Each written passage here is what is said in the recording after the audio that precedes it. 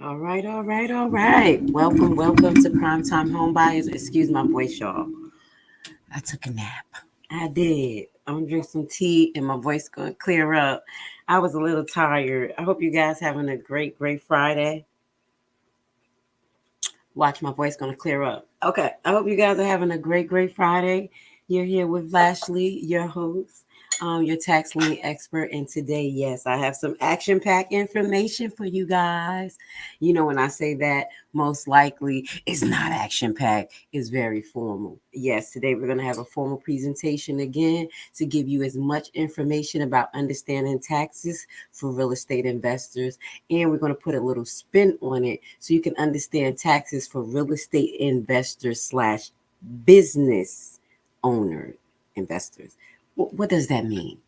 And to clarify, you can invest in real estate just by being a general investor, which is a realtor. I mean, real estate investor, or you can invest in real estate and do it through a business entity. So that's what we're going to explain a little bit the difference between those two and some of the tax benefits. Okay. Now, this is going to be a part one to understanding tax for real estate investors and a part two. So just know this is about a 30 page presentation. Let's get it. Let's get it started early. You know me. Let's get it on the screen. Now, I do hope that you can see it. I'm going to look on the screen to make sure that we don't have any issues like we did before, where it wasn't changing. So I'll keep my eyes and make sure y'all can see the PowerPoint changing. Okay. So drink my tea. I'm such an old lady. I had to take a nap. Okay. Primetime home buyers, understanding taxes for real estate investors, part one. Understanding taxes for real estate investors. Our objective here is to understand tax deductions, how tax deductions can help an investor save a lot of money. Real estate investors are subjected to taxes such as income taxes, property taxes, capital gain taxes, and other taxes. Guys, this presentation will be up there here. I always tell you get your pen and paper, but take your time because it's a lot of information today. Understanding the advantages of tax deductions and highlighting ways to reduce the amount of taxes due. Now, this is going to be the objective of this PowerPoint. Tax deductions allow investors to minimize taxes owed to the IRS, allowing investors to deduct the interest paid on their mortgage from their taxable income. Okay. Tax deferment, we're going to get into this in detail, is another avenue. That avenue used to help save money as well. This tax deferment is done through a 1031 exchange. We're going to get into what that is. Tax deductions can depend on the type of property, the use of the property, and the location.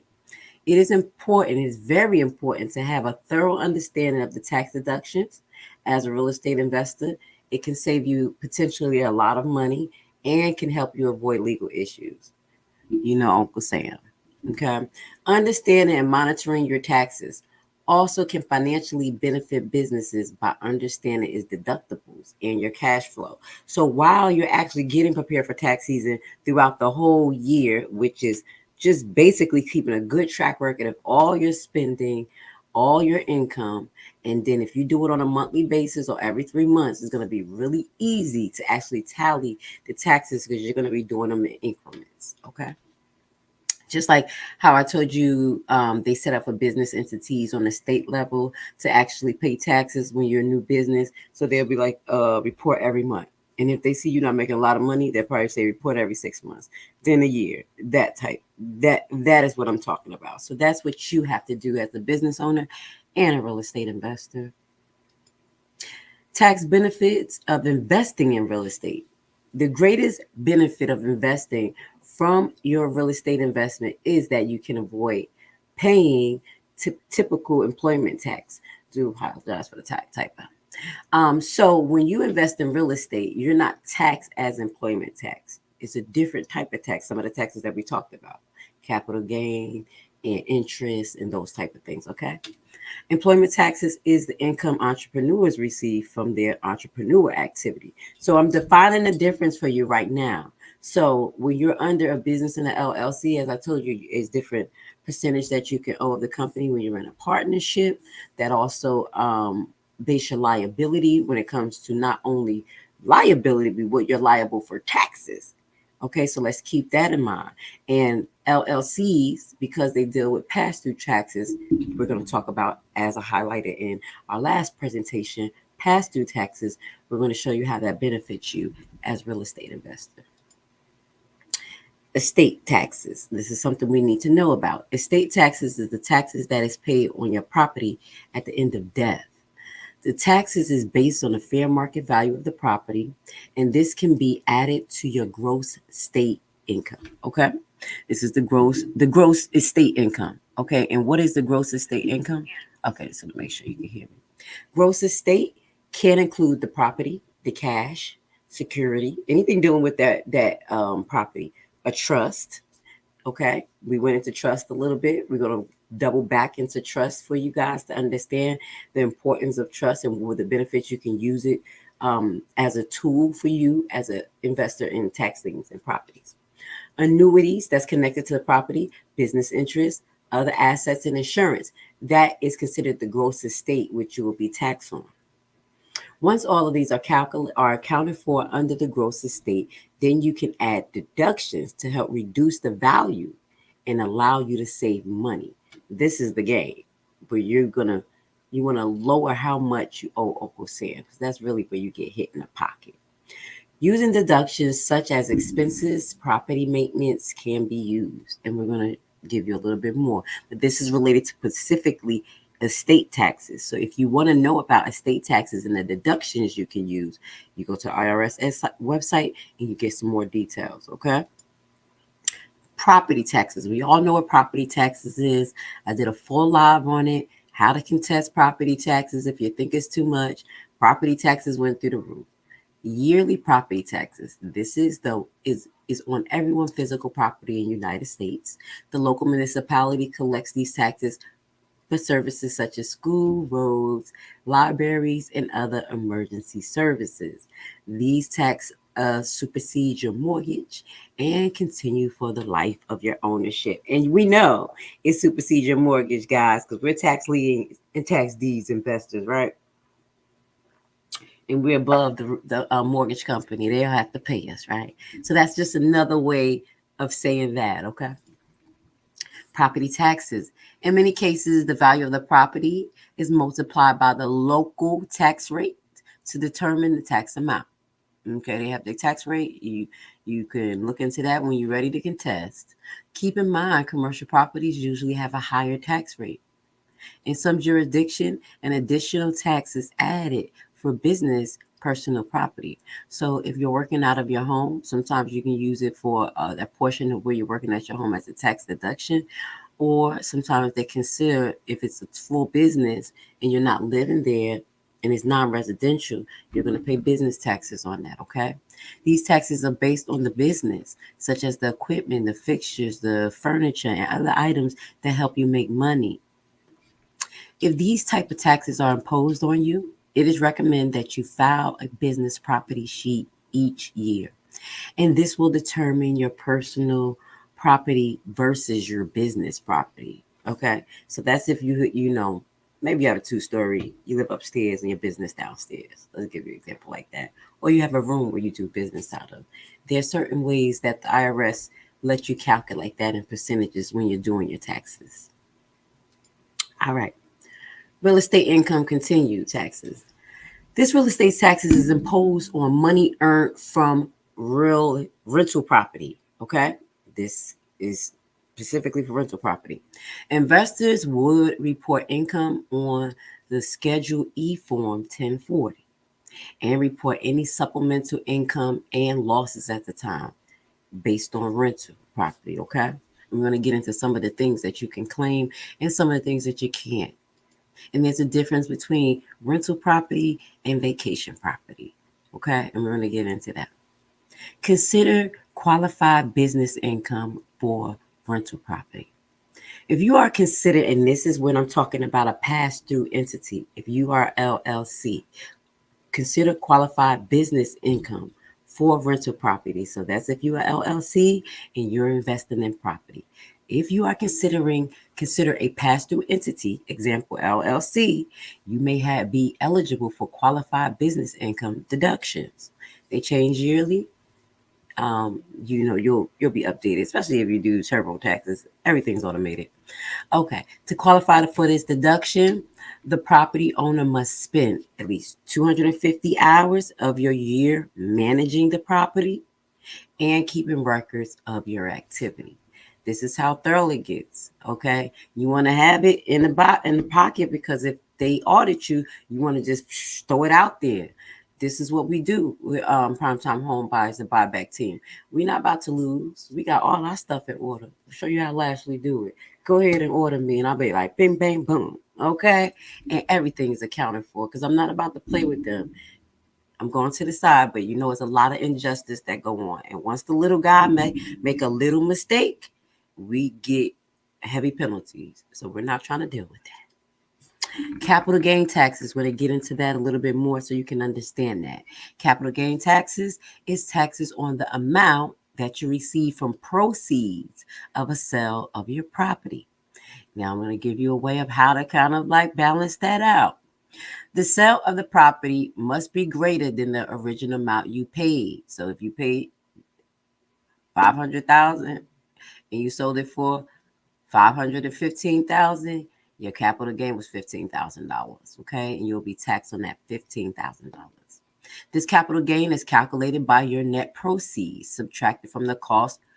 This is what you can subtract: the costs associated with the sale of the property and any other costs used to improve that property, such as bathroom upgrades, kitchen upgrades, and roof replacement. So you literally could wipe out that $1,500, $15,000. But I'm just giving you an example, okay, of how you can lower your tax threshold. Capital gains tax only focus on the concept of profiting or gaining income from the property. To figure out your capital gains, you must subtract the base sale from the property from your proceeds, as I mentioned. If after the calculation you have a positive number, you have capital gains. If you have a negative number, you lost revenue.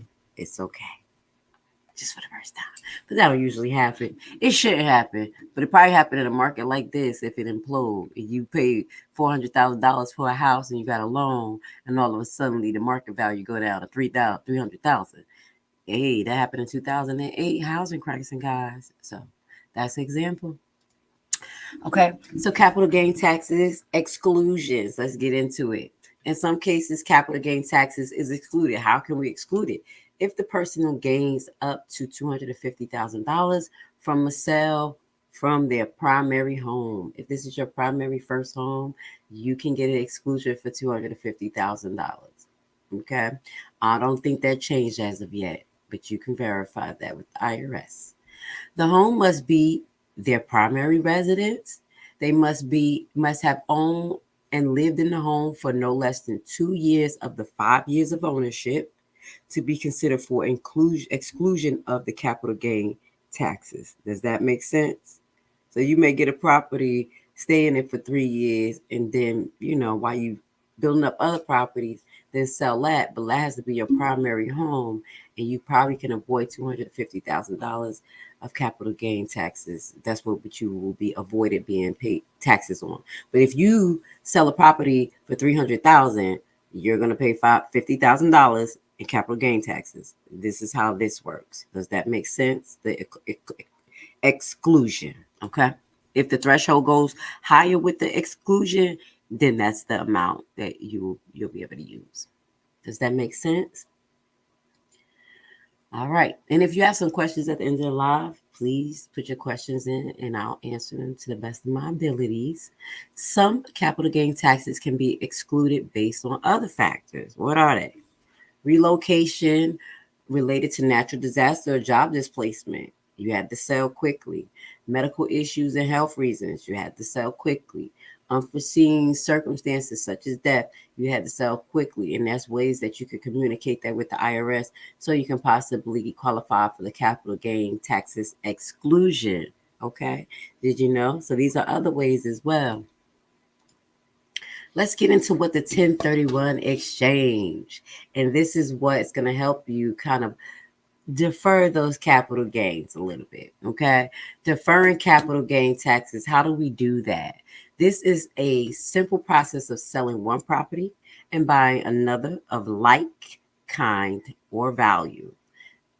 Please make sure that it's close to value. Don't it say or, but I bet you the IRS want it to be of the same value. It could look alike, but the value better be close because they're gonna try to tax you on it. Okay. In many instances, you can avoid paying capital gain taxes. To qualify the replacement property, it must be like kind of the real estate property sold. Your primary residence cannot be this location. So, for deferred capital gains, this is for real estate investors, not primary homeowners who sell a property.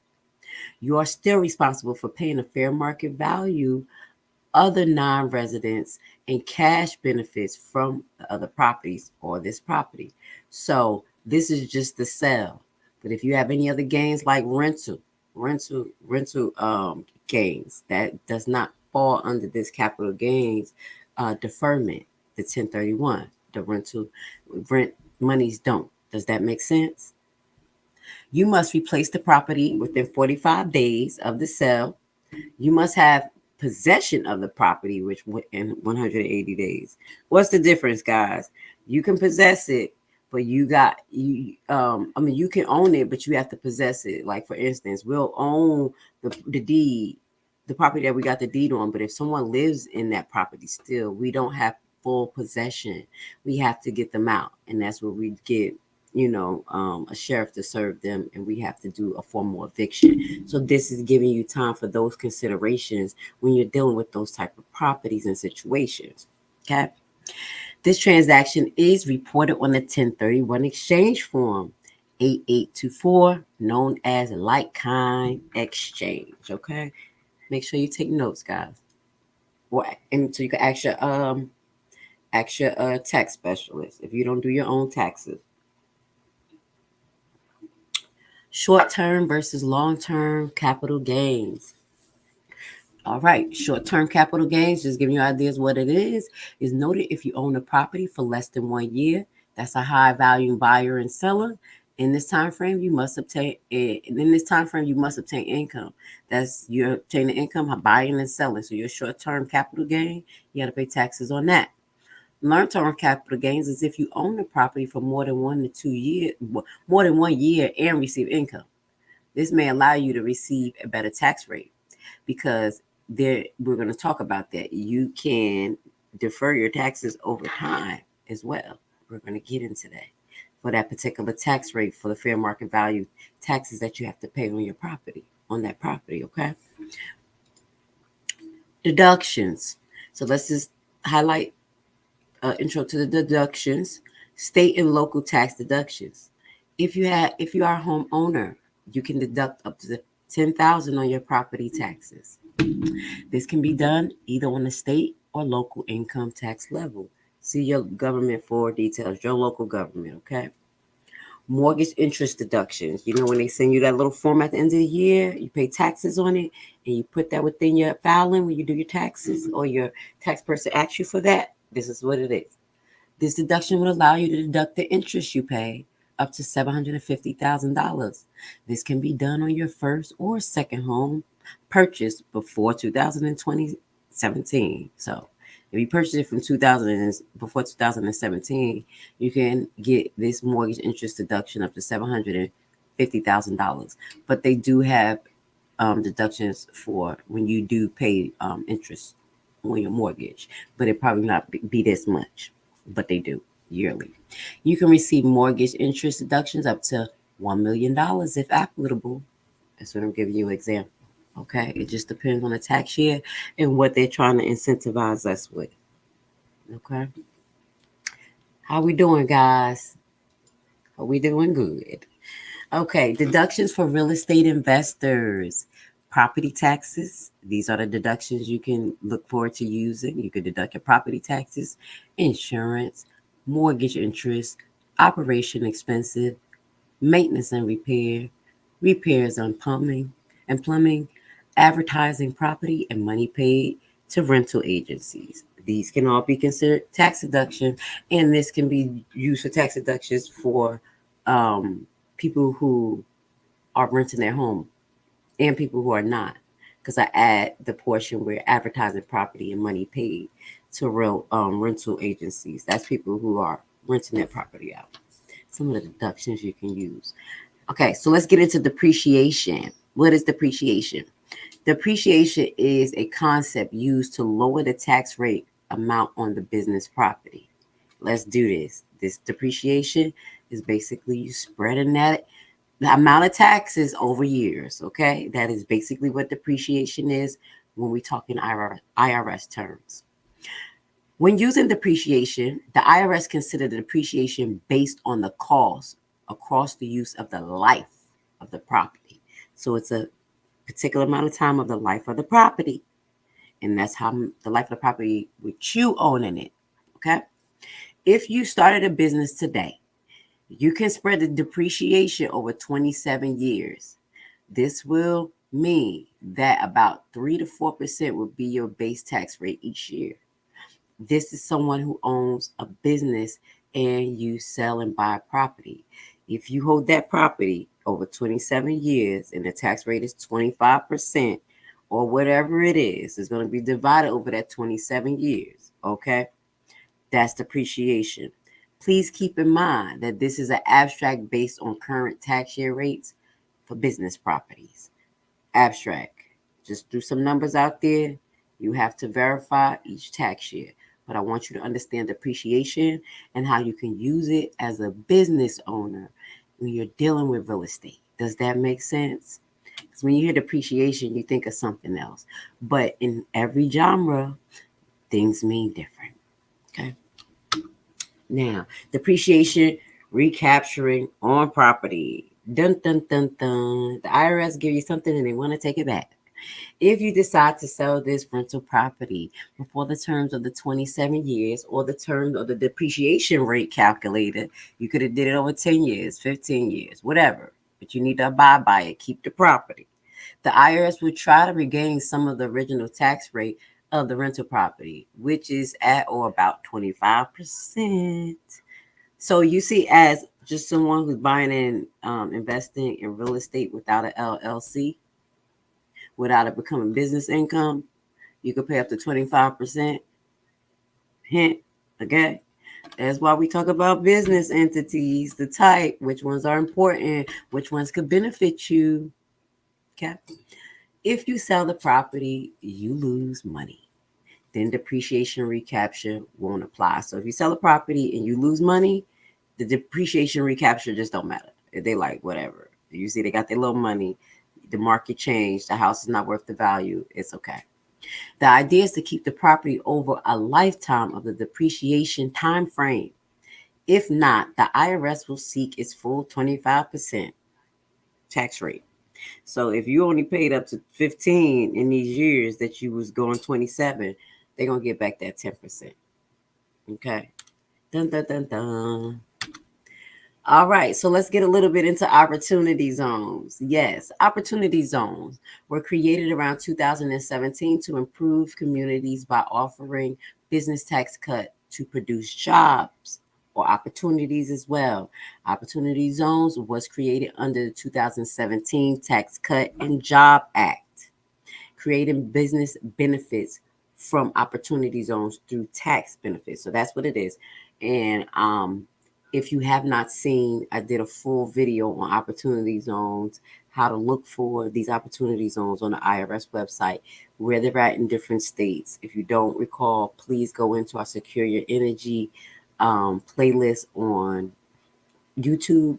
It's in order, it's there for you. So you can understand a little bit more about these opportunity zones and the tax benefits, because I went into it with you guys, for you guys. Opportunity zones continue. Creating business or opportunity within the opportunity zone area highlights on the IRS website. That's where you're going to get majority of your information. On the website, you will see, and then you can go locally on a state level. Like I always tell you, go to Chamber of Commerce. They have that where opportunity zones, contracts, things that they have available for you. NACO, yeah, I know I love NACO. NACO has so many resources for you, even opportunity zones, where those at, and get into detail. So you can use those particular platforms to find out a little bit more in adjacent to the IRS, because the IRS website is like a never ending clicking, click, click, click. So, you know. So you on the website, you will see requirements for management, maintenance, special program requirements for who are interested in investing in opportunity zone. So with these opportunity zone investments, again, capital gain deferment can happen for you. Capital gain restrictions, we're going to get into what they are. Capital gain exclusions, these are the benefits for you when you get into uh, the capital zone. Oh man, y'all, I love y'all guys. Y'all let me get to PowerPoint 20, and it seems like the PowerPoint haven't been changing. Give me 1 second. Why does it do this to me? It did it twice. Did is it? Y'all can see it. Okay, no. You see what it did now? All right. Let me see something. Cause it's like it want me to be on the screen. Let me see if I click over. Oh, let's do it like this. Okay, I think what end up happening is that when I put it on full screen, it does not click. So, guys, let me see. Can y'all see it? Y'all gotta tell me this. If y'all watching and you literally see the PowerPoint's not moving, if y'all want good education, just like, hey, the PowerPoint not moving, Lashley. I think it's because of the way StreamYard was doing it. So let me make sure that we good. Okay. Gains. All right. So right now we're going to go into the next. We're going to get into what capital gains deferment is, capital gain restrictions, and capital gain exclusions. Okay. Okay. Good. I think it's switching over for you guys, and I apologize because it's just that's how StreamYard want to do me. But if y'all would like to see the PowerPoints, it's really good for you guys just to interact and say, "Hey, Lashley, the PowerPoint's not moving." Okay, so we're going to show you in this frame, so it won't be all weird to me. So capital gain deferment. This is the ability for a business to defer their gains through qualified opportunity funds. What is that? You can defer your capital gains when they give you money. Opportunity zones sometimes come with a packet of money for you to do particular things and get the projects done. Okay. And you can be deferred on the capital gains on that money.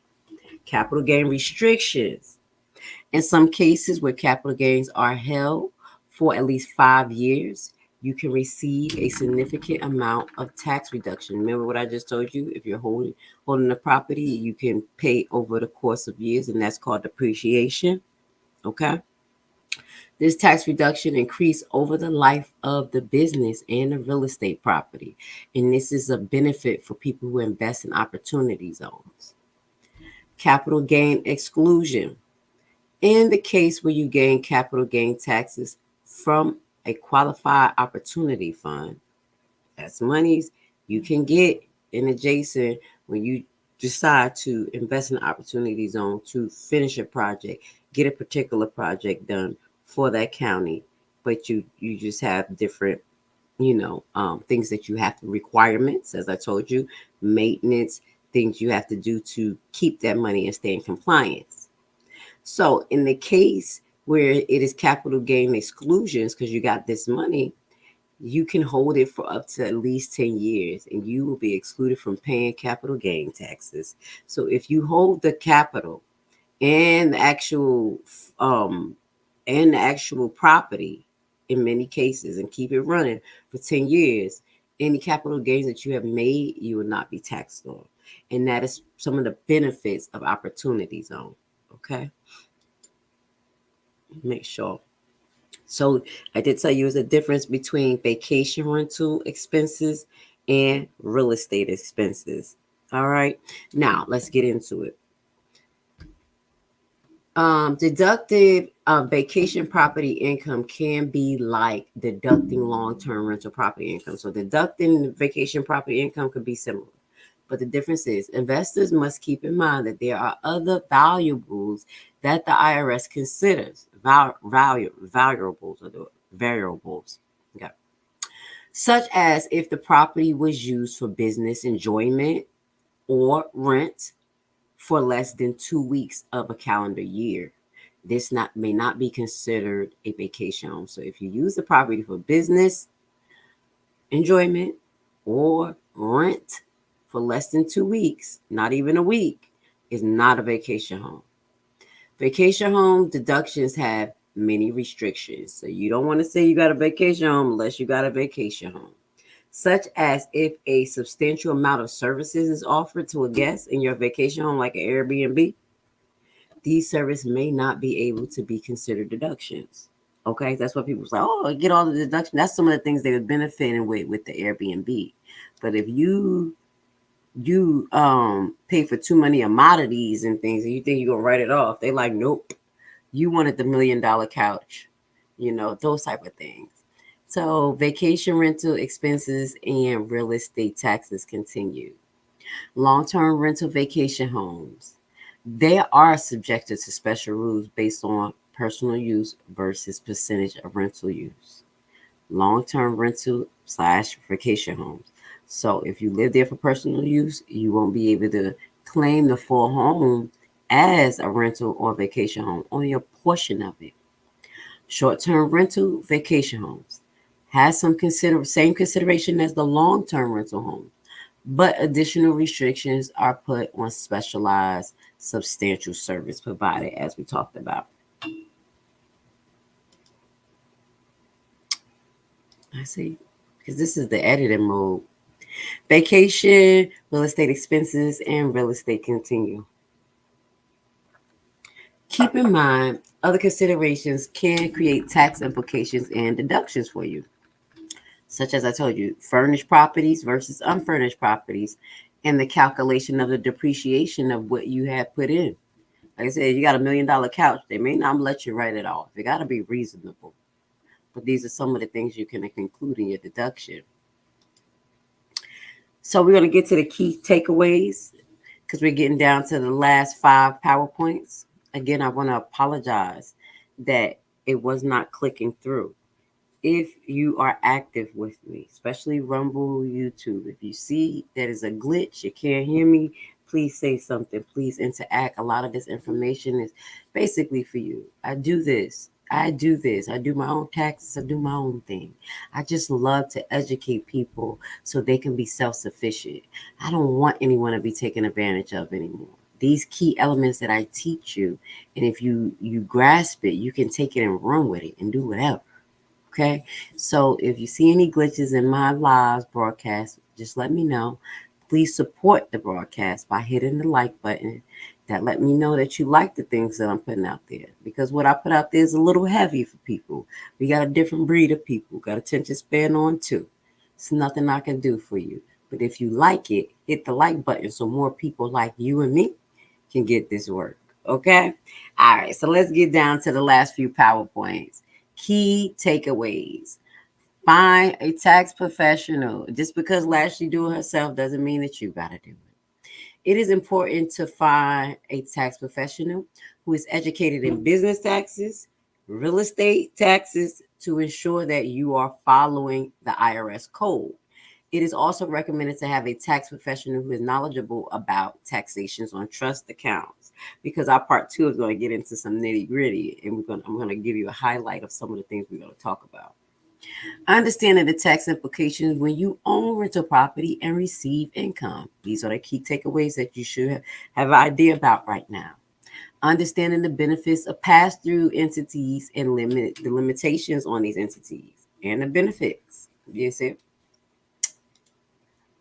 Key takeaways: understanding the limitations of deductions related to laws for real estate investors. Understanding the benefit of depreciation. We talked about that today. On real estate property, depreciation allows taxation to be spread over the course of years, lowering the base cost annual tax amount for the rental property. Understanding appreciation. I really didn't get into that, but you know what happens with appreciation? You got to pay. Is the rental property and appreciation of a rental property is its increase it tax implications. Okay, the more money you make, the more problems you have. No, the more you have to pay. That's why we're figuring out how to write it off. Keeping in mind capital gain taxes is and its implications. What did I tell you about capital gain taxes? When selling rental property, should keep strategies in mind, like the 1031 exchange to lower your tax liability. What is the 1031 exchange, y'all? Probably didn't hear about it before today, but you know today, like properties, like values, you could switch it, sell one, buy one right away, and you probably have 50 to 30,000, 50 to $100,000 of new equity waiting for you in a new property. You see what I'm saying? Like, okay, you bought your first property for $20,000, tax lien, tax deed.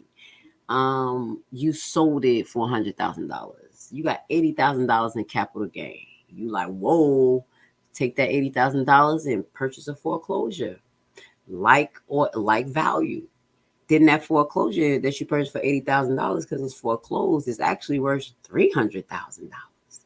So you have about $280,000 capital gain, but not yet because it's still in the new property. So this is where you're building assets in the state. Does that make sense? Lowering your tax liability, but it still could be liquidated when you need to. The only thing is that real estate property don't liquidate as fast as the stock and bond. It takes you time to sell houses, but the way the market, the market good, you can sell like pancakes. But do you understand that concept for the 1031 exchange and how you could just build your money on that? You just keep building.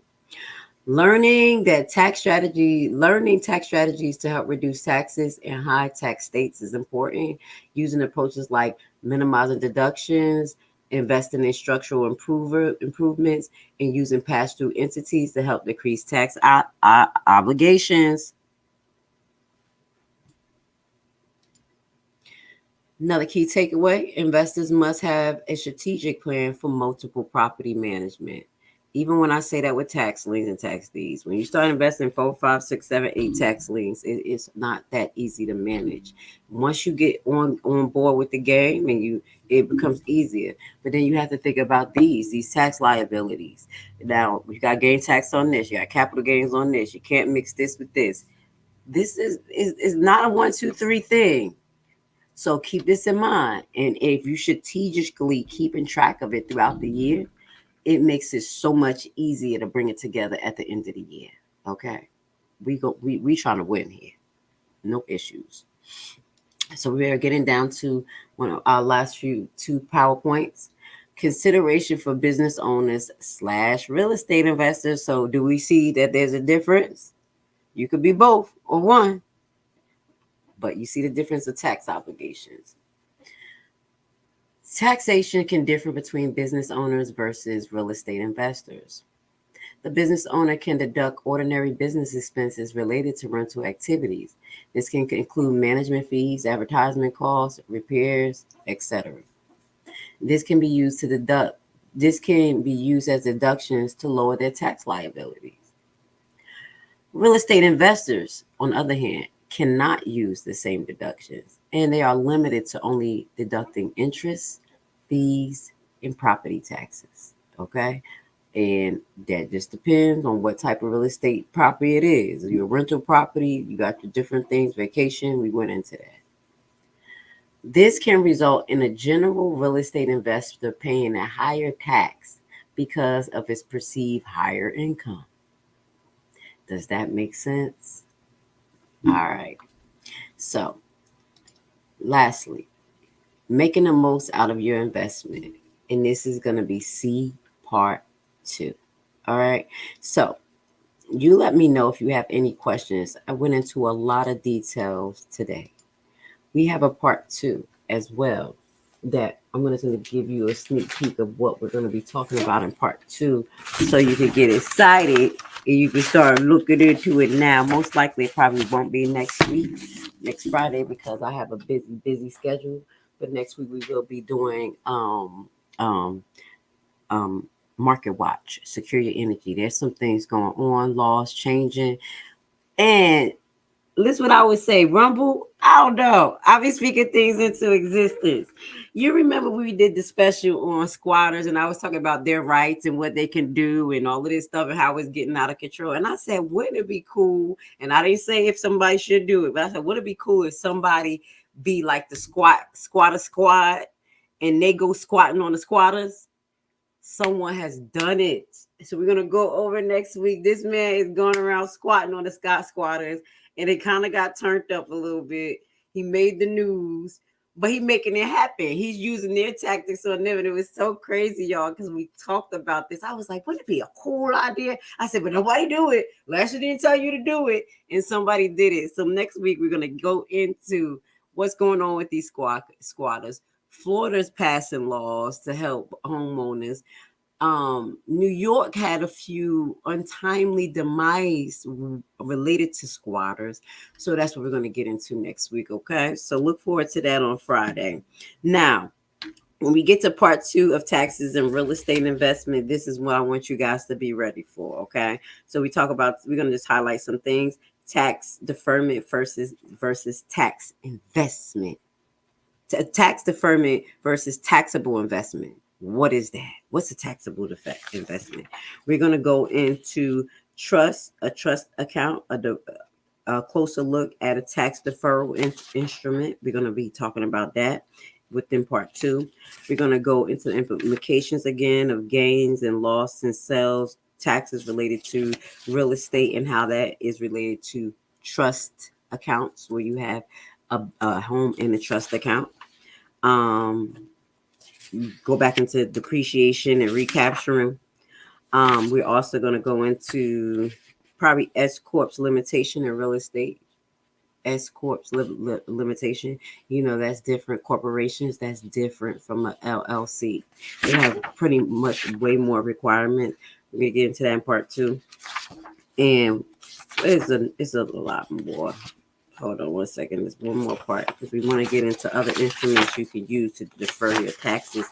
And those are like IRA accounts and things like that, and non-interest bearing accounts. So you can use some of these capital gains, put them in non-interest bearing accounts and other investments, and that's going to help you defer taxes.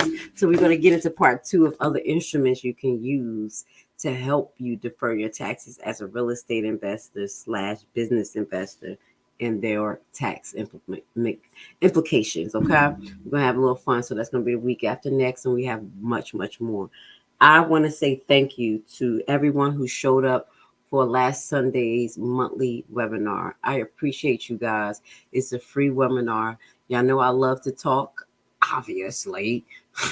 talk. That's what I do. I love to talk. I love to educate. And, you know, people had questions. I was like, yeah, I'm ready to answer some questions because I read so much. I learned so much. In these last 3 years, that's all I did. So all I'm ready to do is just shoot off like bullets. So next month, again, I think it's the 3rd week in April this month, because it's like every 4th week I do it. Free seminar. I'm going to put it up there to remind you. Sign up is free. I do it through StreamYard. And then I stream it actually live in my group only. Okay. So if you're part of the Facebook group, if you don't see the link, I'm going to put it under the video. Just get in the Facebook group. It's pretty passive. If y'all guys got questions, I told you I can answer it. Y'all got a walking dictionary here. And everybody want to be passive. I'm here for you, though. I love you guys. Hope you guys have a beautiful weekend. To the ones who celebrate this time of Jesus' death, please send in love and honor. Me, I don't celebrate at this time because I'm a Hebrew, but I do celebrate the Jesus' death. And I hope you guys, you have an amazing holiday in the honor of our Lord and Savior, Jesus Christ. Because without him, Lashley ain't nothing.